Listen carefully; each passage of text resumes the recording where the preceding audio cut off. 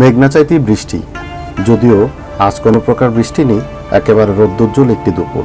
তবে তাতে কি, আজ যে প্রান্তেই যাচ্ছি না কেন, জাপানের প্রাকৃতিক সৌন্দর্য ও আধুনিকতা যেন কারো কাছে হার মানতে রাজি নয়।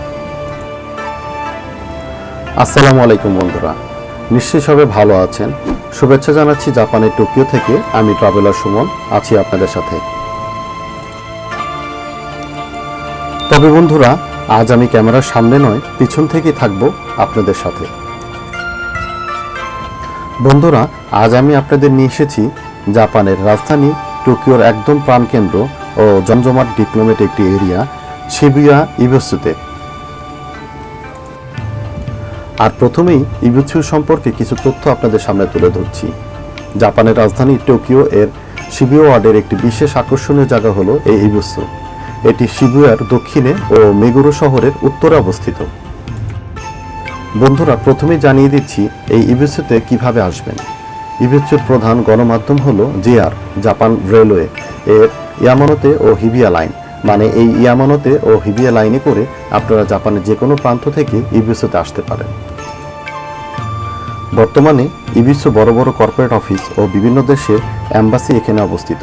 বলা যেতে পারে একদম ডিপ্লোম্যাটিক একটি জায়গা হলো ইবিসু। শুধু তাই নয়, এখানে রয়েছে 5 স্টার হোটেল ও বিভিন্ন নামি দামি ব্র্যান্ডের দোকান ও মজার মজার খাবারের রেস্টুরেন্ট। বন্ধুরা, এবার আসি কীভাবে ইবিসু শহরটি পরিচিতি লাভ করে। 1828 সালে জাপানিজ বিয়ার কোম্পানি বিওয়ারি কোম্পানি, যা বর্তমানে সাপ্পোরো বিয়ার নামে পরিচিত, এখানে গড়ে ওঠে। এই বিয়ার কোম্পানিতে জাপানিজ একটি বিশেষ সম্প্রদায়ের জনগোষ্ঠী কাজ করত। তারা 1990 সালে বাণিজ্যিকভাবে ইবিসু বিয়ার নামে বাজারজাতকরণ করা শুরু করে। পরবর্তীতে সাপ্পোরো বিয়ার নামে পুরো বিশ্বে ব্যাপক পরিচিতি লাভ করে।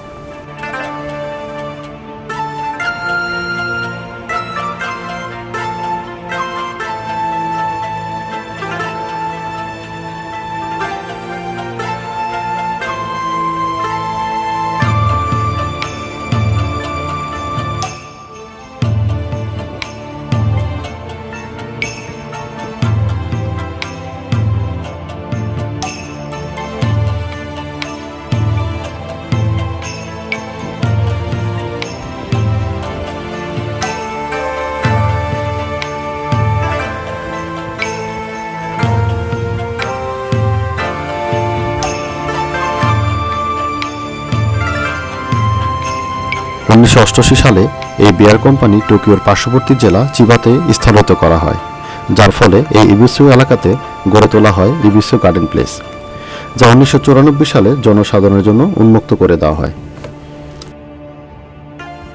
আর এই ইবিসু গার্ডেন প্লেসকে কেন্দ্র করে এই এলাকা ব্যাপকভাবে বিকশিত হতে থাকে, যার ফলে একটি আধুনিক শহর গড়ে ওঠে। এবং ইবিসু গার্ডেন প্লেসের কারণে এই এলাকা ও এখানকার রেলওয়ে স্টেশনের নাম করা হয় ইবিসু ও ইবিসু স্টেশন। ইবিসু নামকরণের পেছনে একটি কাহিনী রয়েছে। ইবিসু ছিল একজন ব্যক্তির নাম। তিনি জাপানের অন্যতম একজন প্রভাবশালী লোক ছিলেন, যাকে বলা হতো জাপানিজ 7 গড অফ ফরচুন।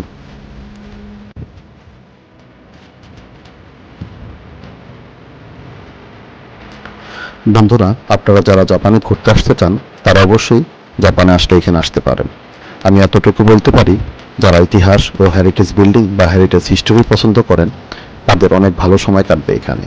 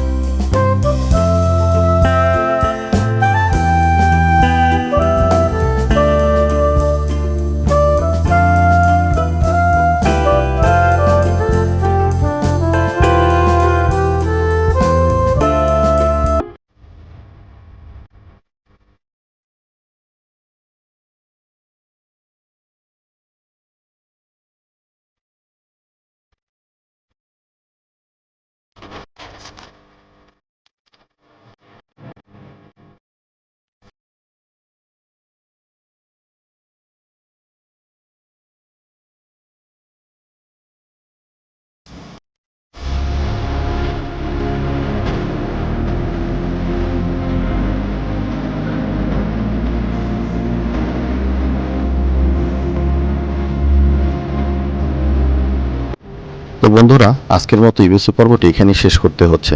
আশা করি আজকের পর্বটি আপনাদের ভালো লেগেছে। আর যদি ভালো লেগে থাকে অবশ্যই আমার চ্যানেলটি সাবস্ক্রাইব করবেন এবং পাশে থাকা বেল বাটনটি চেপে দিবেন। আর জাপান সম্পর্কে কোনো কিছু জানতে হলে অবশ্যই আমাকে কমেন্টস বা ইমেলের মাধ্যমে জানাতে পারেন। আপনাদের সুস্থতা কামনা করে আজকের মতো এখানে বিদায় নিচ্ছি। আল্লাহ হাফেজ।